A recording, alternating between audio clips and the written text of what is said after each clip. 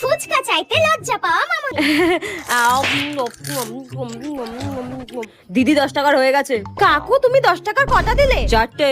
না কাকু 4টে হয়নি, এটা নিয়ে তো তুমি 3টে দিলে আমাকে। না না 4টেই দিয়েছি। না কাকু সত্যি বলছি 4টে হয়নি, এটা নিয়ে 3টে। বলছি তো 4টে হয়ে গেছে। ই বাবা, আশেপাশের লোকগুলো আমার দিকে তাকিয়ে আছে আর আমি ফুচকা নিয়ে ঝামেলা করছি। ঠিক আছে আর দিতে হবে না।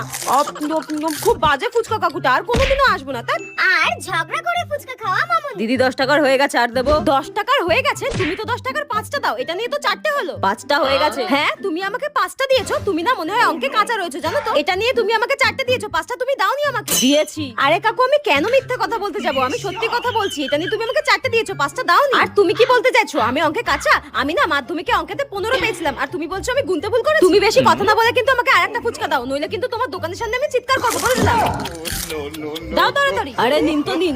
আমার পাওনা ফুচকা নাকি দেবে না, বাজে ফুচকা কাকু একটা।